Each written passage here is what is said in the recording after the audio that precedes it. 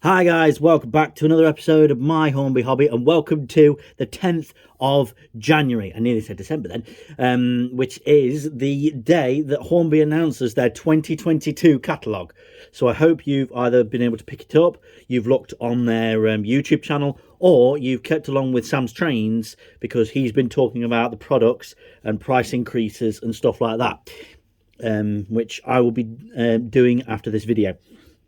So, speaking of Sam's Trains, this is actually one that he recently reviewed, and I just fell in love with it. It is the large Prairie from Dapol, one of my first Dapol locomotives, which I am actually quite looking forward to, because it has a lot of features and functions and stuff that I believe that every locomotive manufacturer should standardize. So it's the GWR 5101 class 262T large Prairie steam locomotive. There's the code for anyone wishing to buy it. I just literally went onto the Dapol website and just scrolled my way through until I found it. And what I love most about Dapol's boxing is it shows you what I would say is a blueprint of the model. You see it from the front, you see it from the side. I feel like you need to see it from the back as well, which would be nice. The other side, the back, and the top, whatever. So, let's waste no more time and get into it. So, the first thing you see is the owner's manual, which I really like the look of. So, just like any other locomotive, it actually tells you, ooh, this has actually got a history. Okay, so thank you for that, Dapol. So it actually tells you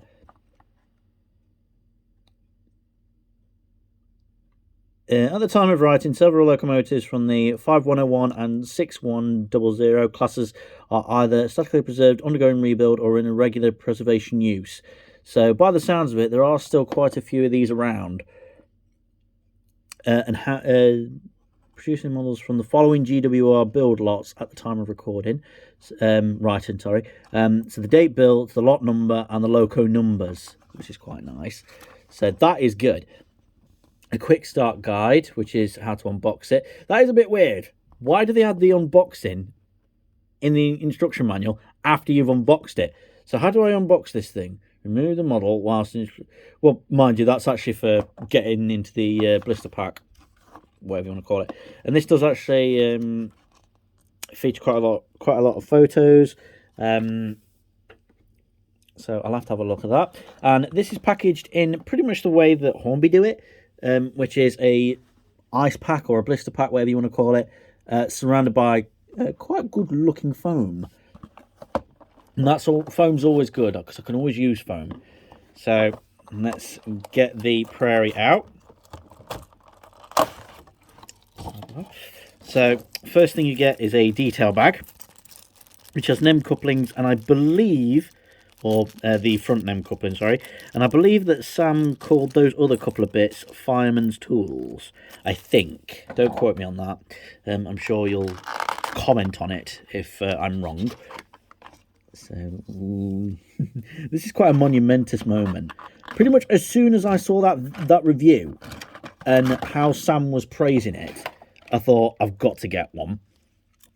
And it does have a great decent weight to it. I wish I had set a scale so I could weigh it.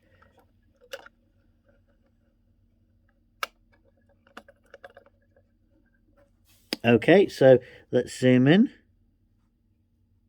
and get a closer look. So again, I know literally nothing about the Prairies, but I love the look of this. And I hope that I don't end up wanting to weather it because this looks so good. The black, the green, and the brass as well. She's just a gorgeous looking locomotive. She's got she's ticking all the boxes for me. The couplings are quite tiny, so it actually, I don't know what you'd call it. but it doesn't take away, it doesn't detract from the fact that they're there. When you've got Hornby couplings, they stick out like a sore thumb, don't they? But those, I mean, if I just pan you down, that is minuscule compared to a regular Hornby coupling. So that's a little look at the, well, little look at the what's it called? The GWR just large Prairie, really. So let's get it onto the track and see how she runs. Okay, I believe the large Prairie is ready. So we'll just do a crawl first. So forwards. Let's see what she can do at a nice slow speed. Let's cut out. I think I could do with some stay alive capacitors in my locos. Once it's run in, I think it will be a lot better. So just to give you, ooh, that looks so nice. Just rolling. Does need a bit of a tab, but that's nothing. So let's get it going around the layout. So that was a bit anticlimactic.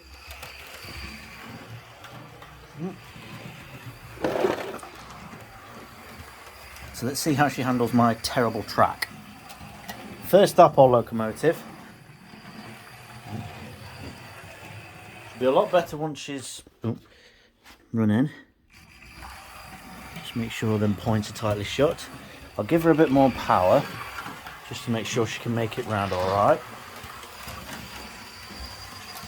Oh, look at that valve gear.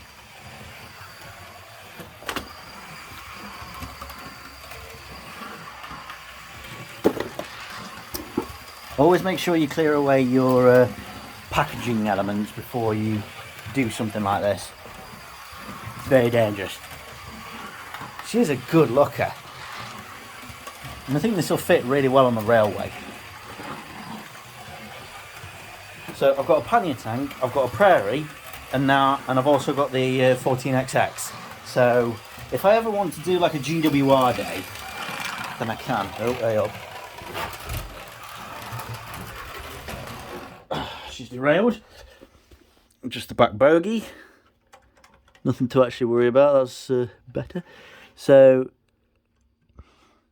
some of the features that Sam boasted was the details in the cab. You will not be able to see them, but he boasted how they were painted. How you could see the regulator, the reverser, the pipes. All of them were different colours instead of just being part of the moulding. And just look at her. She just looks gorgeous. I love it. Get a nice close look.